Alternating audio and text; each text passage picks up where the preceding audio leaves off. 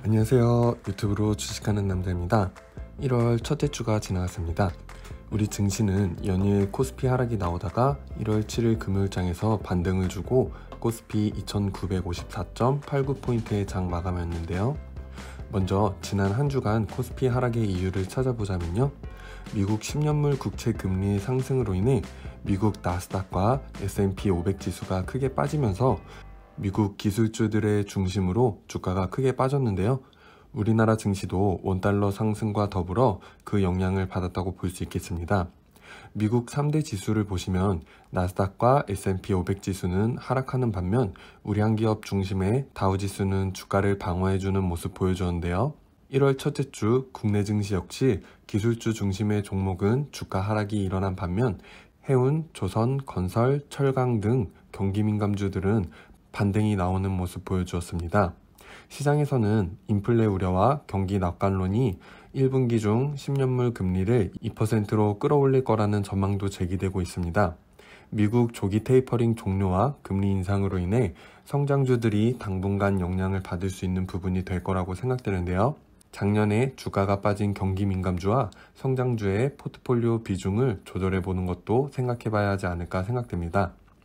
최근 코스피 차트로 살펴보면 네이버, 카카오 등 기술주 중심의 대형 종목들의 주가가 많이 빠지면서 초록색 단기평선이 다시 파란색 61선 하방으로 하락이 나온 모습 보여주고 있는데요.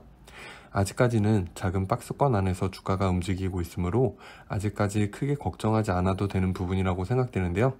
가장 좋은 시나리오는 박스 하단의 지지를 받고 반등이 나와 이러한 식으로 우상향 추세를 만들어주는 것이고요.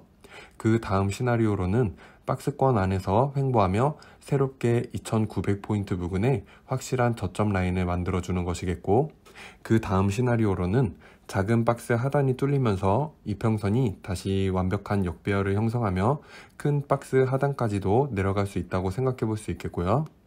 최악의 경우 큰 박스 하단까지 무너지며 하락 장세가 이어질 수도 있다고 생각되는 부분입니다. 만약 하락 장세가 시작된다면 하락 추세를 따라 가깝게는 2700포인트까지 내려올 수도 있는 부분이라고 생각되고요.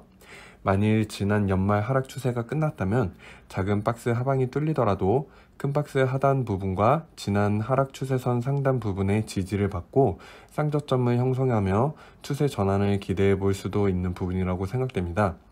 제 개인적인 생각으로는 인플레 우려, 테이퍼링, 금리 상승에 대해서는 시장에서 오랫동안 언급해왔던 내용으로 증시가 영향을 받을 것이라는 경고를 지속적으로 해왔으므로 그 부분이 주가 급락에 대한 완충장치 역할을 해주었을 것이라고 생각되며, 테이퍼링이나 금리 인상은 장기적으로 볼 때 결국 경기가 회복되어 가고 있다는 뜻으로 테이퍼링의 종료, 추가 금리 인상 없이 물가 안정을 찾게 되면 더욱더 가파른 주가 상승이 기대될 수 있는 부분이라고 생각되며 일시적인 이벤트가 되지 않을까 하고 생각되는 부분입니다. 또한 현존하는 가장 큰 미해결 악재는 테이퍼링도 금리 상승도 아닌 바이러스 상황인데요. 제 개인적인 생각으로 대략적으로 그려본 차트인데요. 2021년 바이러스 공포의 피크를 찍은 후 백신 개발, 1차, 2차, 3차 접종, 경구투여약 개발 승인과 일시적인 오미크론에 대한 영향이 있었지만 감염력이 강한 부분에 반해 치사율이 낮다는 부분이 어느 정도 입증되었으며, 올해 오미크론 이후 또 어떠한 변이 바이러스가 등장할지 모르겠지만 최근 추세로 유추하여 볼 때 이전 바이러스보다 더 강한 감염력의 변이가 발생하더라도 계속되는 중증 사망자의 감소가 증명된다면 백신의 효과 및 바이러스에 대한 면역력이 형성되어 감기나 독감과 같이 치부될 수 있다고 생각해 볼 수 있고, 바이러스 종식은 어렵겠지만 빠르면 올 여름엔 다시금 국경이 개방되어 완벽한 경제 재개가 이루어질 수 있는 부분이 되지 않을까 생각됩니다. 그렇게 되면 테이퍼링과 금리 인상 문제는 시간이 해결해 줄 문제이므로 약 1년 정도의 단기적 악재라고 판단하고 대응 전략을 짜면 될 거라고 생각되는 부분이고요. 올 한 해 또 어떠한 일들이 있을지 예측할 수 없는 부분이지만 2023년까지 지속될 가능성의 이슈는 두 가지로 바이러스로부터 해방될 수 있는지, 인플레를 잡고 경기를 안정시킬 수 있는지가 되지 않을까 생각됩니다. 그렇다면 올해 주식 투자에서는 어떠한 전략을 짜야 할까에 대해서 이야기해 보자면요. 우선 저는 지난 영상에서 올해 목표 수익률을 10% 정도로 잡아보았는데 여러 요건을 생각해 보았을 때 쉽지 않은 장이 될 것 같다는 판단으로 올해 목표 전체 수익률은 5%로 조정하였고요. 반면 내년 2023년에는 15% 이상의 수익률을 기대해봐도 되지 않을까 생각해 보았습니다.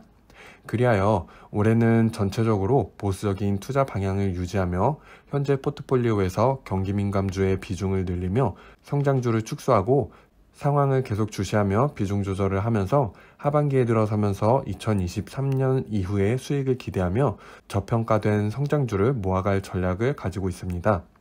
오늘은 간밤에 제가 자기 전에 여행 관련주에 대해 개인적으로 문득 들은 생각을 조금 이야기해 보려고 하는데요.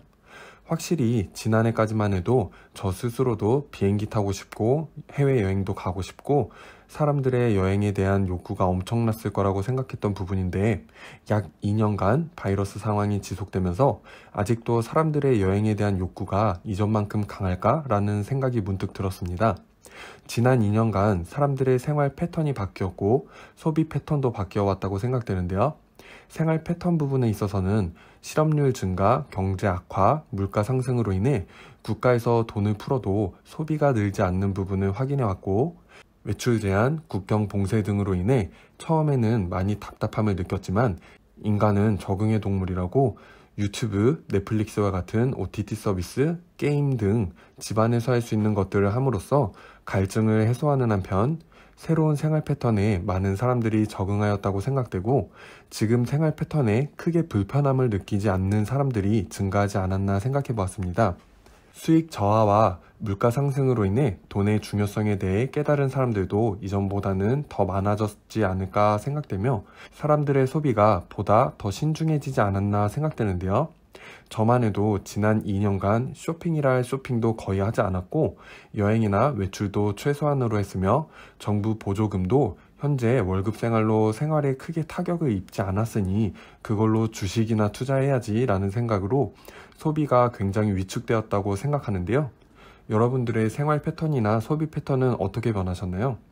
또한 막상 해외 봉쇄가 끝나고 하늘길이 열리긴 하였는데 가령 폭발적인 수요로 팬데믹 이전 100만원 하던 항공권이 200만원으로 인상이 된다고 한다면 저는 항공권 가격이 안정적인 수준으로 내려올 때까지 해외여행을 서두르지 않을 것 같은데요. 여러분들은 어떠신가요? 그러므로 이건 어디까지나 제 내피셜인데요. 제가 생각하는 여행 관련주에 대한 생각은 이렇습니다. 여름까지 사망자 감소, 백신, 부스터샷, 경구 투여약의 유효성, 봉쇄 해제, 여행에 대한 기대감으로 주가가 다시 한번 상승할 것이고 혹시라도 바이러스 종식 선언이 나오게 된다면 주가는 불확실성을 해소하며 일시적으로 폭등할 수 있을 거고 좋은 매도 타이밍이 나올 수도 있지 않을까 생각됩니다. 그 이후로는 실적이 증명해줘야 할 텐데요. 당연히 실적은 잘 나오겠죠. 하지만 엄청난 어닝 서프라이즈가 나오지 않는 이상 주가에 크게 영향을 미치지 못할 거라고 생각됩니다. 왜냐하면 이미 주가가 여기에서 선반영되었기 때문이라고 생각되고요. 증권사 예상치에 부합할 정도로 좋은 실적을 냈음에도 불구하고 이미 선반영이 되었기에 추가 상승이 없을 수도 있다고 생각되는 부분이고 지속적인 매출, 영업이익, 상승 기조가 나온다면 주가는 천천히 우상향할 수도 있는 부분이지만 기관, 외국인의 고점 차익 실현과 혹시라도 예상만큼 실적이 나와주지 않았을 때는 거기에 대한 실망감으로 인한 주가 하락이 나올 수 있다고 생각되고요. 충분한 시간이 흐른 뒤 여행의 수요와 공급이 안정을 찾게 된다면 그때부터는 여행 섹터 안에서도 종목별 차별화 장세가 이루어지지 않을까 생각됩니다. 제 개인적으로 가장 먼저 고점을 찍을 수 있는 종목은 항공주가 되지 않을까 생각되는데요. 그 이유는 항공사에서 운항 중인 여객기의 수는 한정되어 있으므로 그 뜻은 최대 예상 매출을 어느 정도 예상하기 쉽고 그 부분에 대해 크게 변수가 작용하기 어려우며 지속적인 매출 성장이 쉬운 형태의 산업이 아니라고 생각하기 때문입니다. 대한항공의 1986년부터 지난 약 35년간의 주가 추이를 살펴보면 2010년 쌍고점을 찍고 지속적인 주가 하락 추세를 확인해 볼 수 있는데요. 이는 항공산업의 피크가 2010년을 마지막으로 항공산업의 전망이 그렇게 밝지는 않다는 것을 대변하고 있다고 생각되는 부분으로 추후 10년 전 전고점을 찍으러 갈 수 있을지에 대해서는 제 개인적으로는 조금 부정적인 시각을 가지고 있으며, 여객 항공에 대한 향후 전망에는 어느 정도 한계가 있는 부분이라고 생각됩니다. 향후 항공 쪽의 투자를 생각한다면 여객 항공은 리오프닝 수혜 정도로만 보고, 앞으로는 화물 항공 운송 또는 시간은 좀 걸리겠지만 우주 항공 쪽으로 시선을 돌리는 자세가 필요하지 않을까 생각되는 부분입니다. 항공주 다음으로 매도를 봐야 할 종목은 여행사가 아닐까 생각되는데요. 여행사는 지속적인 여행객 증가로 인해 점차 회복해 나아갈 것으로 생각되나, 보시다시피 레드캡 투어를 제외한 지난 2년간의 적자로 단기간에 가장 큰 손실을 만들어 온 업계 중 하나라고 생각되며, 손실을 메우고 길게는 흑자 전환에 대한 기대감까지만 보는 게 좋지 않을까 생각되는 부분입니다. 리오프닝 이후 다른 유망한 산업이 이렇게나 많은데 굳이 여행사에 길게 투자를 할 필요성은 없지 않을까 하는 게 제 개인적인 생각입니다. 여행 섹터 중 그래도 좀 더 길게 가져가도 괜찮지 않을까 생각되는 부분은 호텔, 면세점 부분인데요.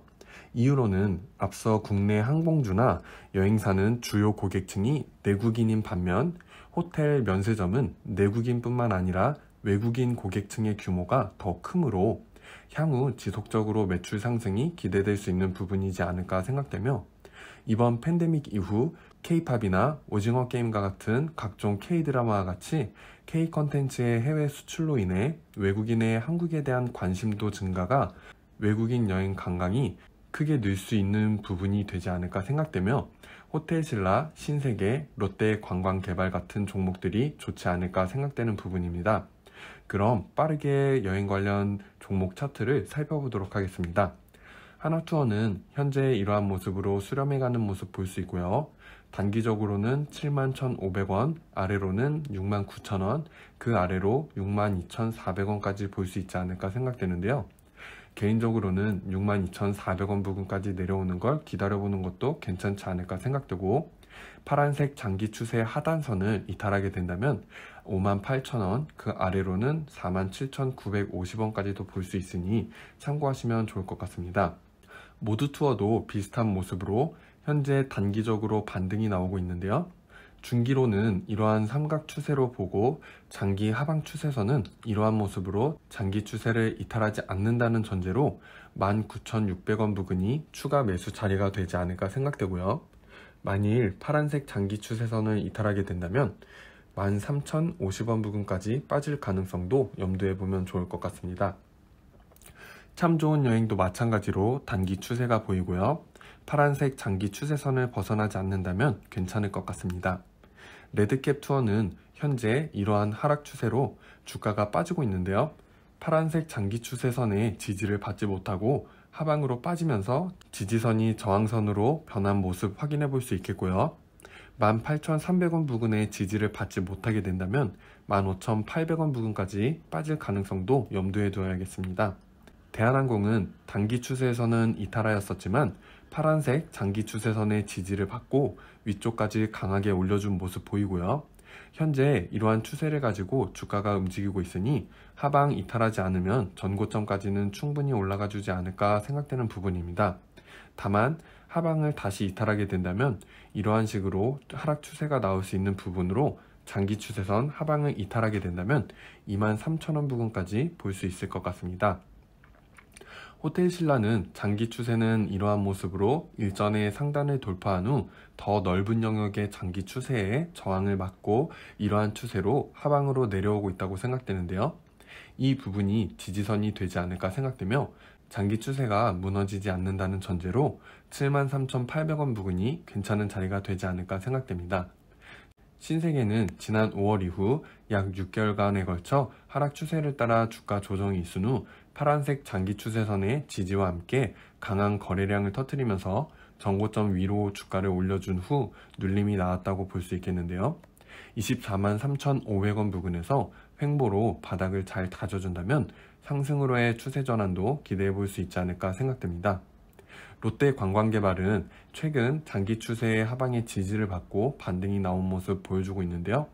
중장기 추세로는 이런 식으로 볼 수 있으며 이 부근의 저항을 받을 수도 있겠다라고 생각되는 부분이고요. 혹시 저항을 받더라도 하방 장기 추세를 벗어나지 않는다는 전제로 15,800원에서 16,000원 부근에서 매수를 고려해 보는 것도 괜찮지 않을까 생각됩니다. 개인적으로는 추후 기대가 되는 종목입니다. 오늘은 1월 첫째 주를 보내고 개인적으로 생각되는 부분을 공유해보고 작년 하반기 부진했던 여행 관련주에 대해 이야기해보았는데요. 최근 증시에서 제 개인적으로는 크게 문제가 될 정도의 악재로 인한 하락이 아닌 경기 회복 국면에서 일어나는 하락이라고 생각되는 부분으로 크게 걱정 없이 여유를 갖고 투자를 해나가면 괜찮지 않을까 생각되는 부분입니다. 또한 남북한 종전 관련에 대해서도 최근 여러 뉴스가 나오고 있는데요. 개인적으로는 언젠가는 될 거라고 생각하면서도 쉽지는 않을 거라고 생각되는 부분입니다. 지금껏 중국과 미국이 한반도에서 주도권을 유지하기 쉬운 휴전 상태를 쉽게 놓지 않을 거라는 부분과 군사력 세계 6위인 대한민국과 핵탄두 보유의 북한이 종전을 선언하고 통일의 구도를 만들어 간다면 새로운 군사 강대국이 탄생될 수 있기에 미국, 중국, 일본뿐만이 아닌 다른 강대국들의 견제로서 쉽게 종전을 할 수 있게 해주지 않을 거라고 생각되는 부분입니다. 한 가지 분명한 건 종전이 선언되고 통일이 된다면 대한민국으로서는 유라시아 지역으로 통하는 육로가 뚫리며 한반도에 존재하는 가장 큰 악재인 휴전이라는 불확실 요소가 완전히 해소되므로 외국인들의 자금 유입도 더욱더 활발해지며 장래 엄청난 주가 상승을 견인할 수 있는 호재가 될 수 있지 않을까 생각됩니다. 한국 증시가 아직은 불안정한 부분이 많이 있지만 밝은 미래를 그리며 열심히 공부하고 생각하고 현명한 투자를 해나가면 좋을 것 같습니다. 오늘 영상은 여기까지 준비해봤고요. 새로운 한 주 잘 보내시길 바라고 다음 영상에서 또 만나요. 안녕.